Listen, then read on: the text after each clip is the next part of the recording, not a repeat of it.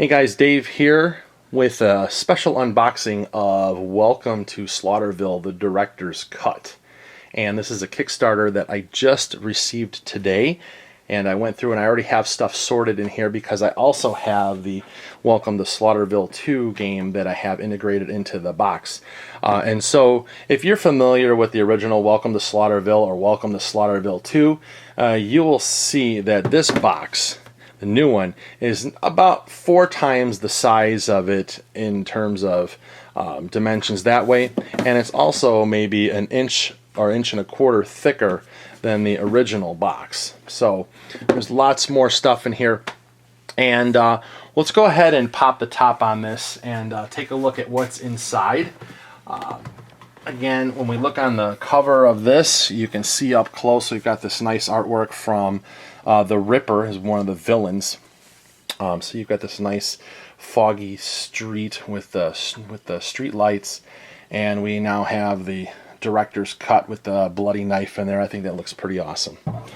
So inside we have plenty of room in here, and right now you just see everything packed on top. I've got rule books from Slaughterville and the director's cut. So these are like a 16-page rule book, and it has all the information. Here's an overview, and you've got some iconography. You'll just have to understand what those mean, and they'll show you like a little bit in the beginning what the descriptions are, and then it goes through all of your components that come in the game. And there's one thing that I will point out as we get into the unboxing a little bit more, and there's a bunch of different tokens that we have, and they're double-sided. So if you go looking for these like clue and damage tokens, so it says the little teardrop is damage, and then there's a clue on the other side. Those are double-sided on one side. You've got the hunted is on one side with zombie on the other, and then we have fatigue and general tokens are on the other side of them, and you'll see those in a little bit. So don't go looking for separate ones. They're double-sided, so they're double purpose. Then we go through with all of our setup and then your player turn, and then what happens with the villain, and talks about your player card and locations and the villain card up here. And then there's all sorts of different information, how things go through, and then actually the locations and doing skill tests and how to play the game. So it's very well written. Just follow along and you'll be able to find everything. And then there is, here's like a glossary that explains all the different words. And then it also has some things for playing with 1 or 2 players or in insanity mode. So you have all these things, and here, of course, the golden rule, as always, if card text contradicts the rules in the game, the text on the card is always right. So should avoid some confusion that way. Pretty much the same rule book as Welcome to Slaughterville II. So he had already cleaned up the rules. Now, in the box, there are a number of these cardboard boards. And let me move these off to the side, and we'll come back and we'll take a look at them a little bit more once I get them out. So we see that inside this insert there are 4 compartments that you can see, and there's one more that you can't see. And in the center, well, we'll get to this first, is a playmat that comes with the game, and it's nice. It's stitched along the edge, so that's good. So to keep it all together, and then we've got a nice rubber backing on there. We've got the neoprene on the front. We look at the location here. We've got the artwork again from the cover of the box. So again, from the Ripper. There's a space to put all of our tokens on the board. We can put our dice up here. So this is a nice size area.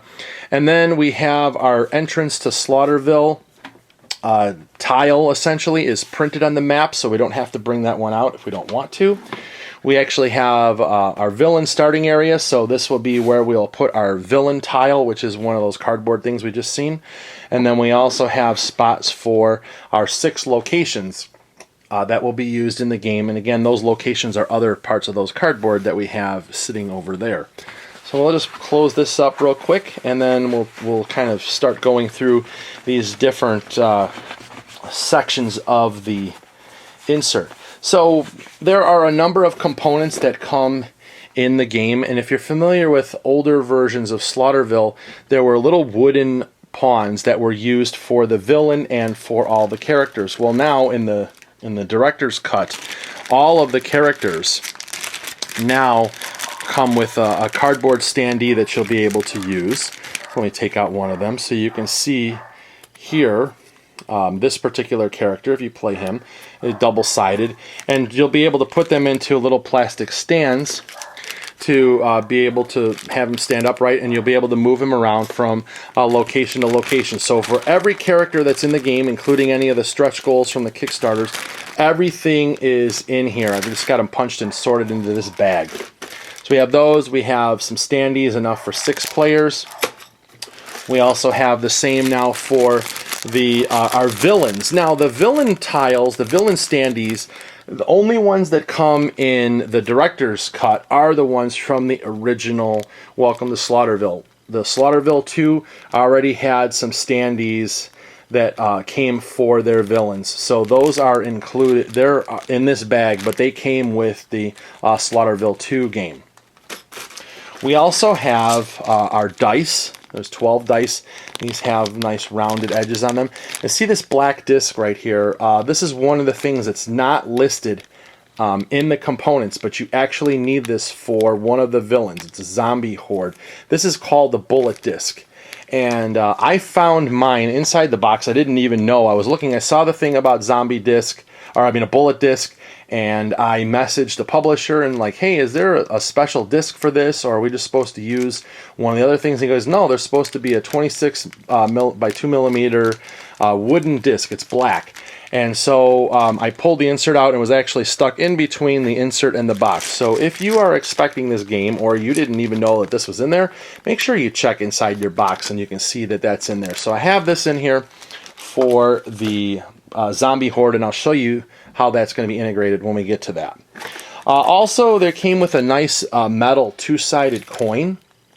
So we have the Slaughterville Director's Cut, and that is for your first player marker, and it replaces this one. Came in Welcome to Slaughterville II, just a cardboard token, but we have this one. We'll just throw in the box, and so now we have that nice metal one. So that all fits into this compartment. So I have a set of dice in that black disc. We have our villains, and we have all of our, like basically our hero characters all fit in this well. This location, this well here, let me turn it sideways. This is all of the locations that come in the game. So for example, this is one of those location tiles I was talking about. So I'm not going to go through them all, but this, we'll use one as an example. So we have the church, and each of the locations will have a location ability, and there's a spot for cards that will go, that are on here, like a draw deck and a discard pile. And you can see these are, this is, some of them will have different copyright dates on there. This is 2021. Some of the things say 2022 on them. And on the back, this says, Welcome to Slaughterville Director's Cut.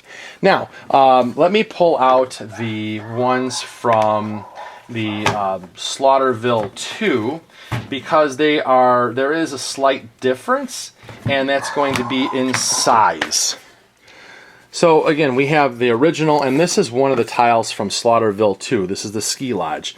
A couple differences. Number one, if we look at the Slaughterville II, these are a little bit more of a rounded edge. These are squared, and the director's cut ones are slightly larger. Not going to make any bit of difference, but just wanted to let you know that the new ones are a little bit, they're slightly bigger. It's not going to affect anything, but I just noticed that when I was unboxing them.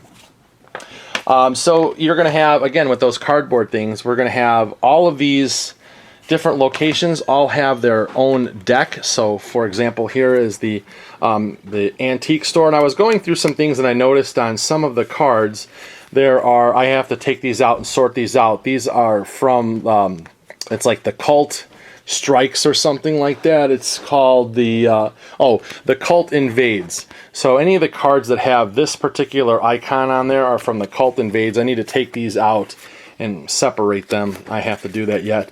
But each of the cards will have basically an event, or there's an ally, or different things are going to happen at each of the locations. And the nice thing is in the director's cut that each of the game now comes with divider tabs. So all the locations will have their own dividers. All the villains and promo cards and characters and everything else will have their own thing, so we can keep them all divided. And I have these in here, and there was like a foam, like you see this foam over here, was in here, And so I took that out and I put all of our location decks are over here, and I have them pitched slightly because if I have them standing straight up, then the divider sticks up above the insert, and so the things won't lay flat. So that's on this particular side here. So let me go ahead and throw a lot of these locations back into the box, and then I have a bunch of the villains are in here too. So I'll just go ahead and toss a bunch of these in here like so. And then there is also a location in here for the entrance to Slaughterville that we're not going to need. One of the things when we talked about the villains, on the other side here's all of the villain decks. So every villain in the game has its own set of cards that they're going to be used. And every villain has a card that will give you information. So there's a little flavor text, and then there's a setup, so it may tell you certain things that you need to use, any special things that are going to happen, and then there's additional rules that are on here. Well, this happens to be with the zombie horde, and when I was telling you about that black disc, that's what you're actually going to need, because it does recommend, or it does mention this bullet disc. So if you didn't know that there was one in there and you've seen bullet disc, okay, well that's the piece that you're going to need. And this one actually is kind of neat because it will actually use two boards and it goes together like a shuffleboard, and you'll actually flick it onto here to see what happens. But anyways, these are all of the villain boards. They have all the different information on them. Of course, they say we've got the director's cut on the back, and so we've got that nice little text on the, nice artwork on the back. So those are going to all be in there, and so we have it for all of the different villains. We'll just pop those back on this side, and they fit in right where they're supposed to go. There's nice little wells that have that fit everything, and some of the villains will actually just spill over and go onto this section here, and we have room for our rule books. Anyways. So that's this half of the box, or actually 2/3. And then this final part, again, we have all of our villain decks, and then we have a couple extra things in here. So we have that the Cult Invades was a bunch of cards that came. I think they were like Kickstarter bonuses that you can add, and they go into additional like different locations. They add extra crazy things that are going to happen. And so they are all denoted with this particular icon on there. So I'll have to go through in the director's cut, pull them out, and put them in with this. But they have their own divider insert, so you can take those cards in and out as you need them. Then there's a couple of fun things that are over on this side. So in Slaughterville II, one of the extra bonuses was this weather deck that adds extra crazy things on there, and they even had like fun stuff like a shark tornado. So Sharknado's in there, as well as a promo card that came in for the weather deck, like an extra stretch goal. So we have this weather deck that you can integrate into the game if you want to add extra difficulty. There's also some promos that came with the game over time. They have their own promo tabs, so there's some extra characters, some extra location events, different things that will that can change up the game as well. So we have those, and then finally we have all of these characters. And so this is everything, all including any stretch goals or extra characters from the entire game all the way through here. So you can see here's like the DJ. And they all have their own stats that are on here, and then they have their own special abilities, different things that are on there. So you can see, for example, the mentor. And so you can play with different characters throughout the game and make up your own groups that are going to help defend the town of Slaughterville. So there's tons of them in here, and then all of these cards actually have all of their own standees.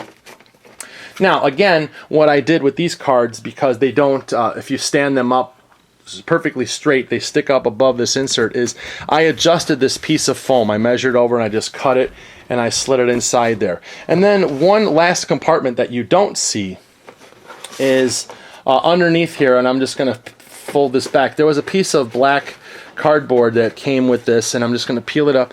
And there is another well that's underneath here. It runs the whole length of the card tray. And I have here's the additional. These are the dice that I had from Slaughterville II. I put them in here.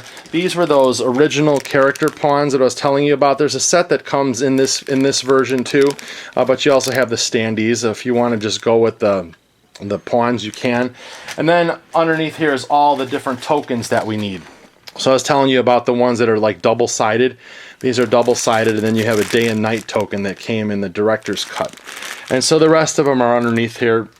I have them all slid out. I can be able to reach in there and pull them out as I need them. But I put that in there because this helps to be not so slippery. And then, like I said, I just slid that piece of foam that's in there. So that's all the stuff that fits into the director's cut box for Welcome to Slaughterville.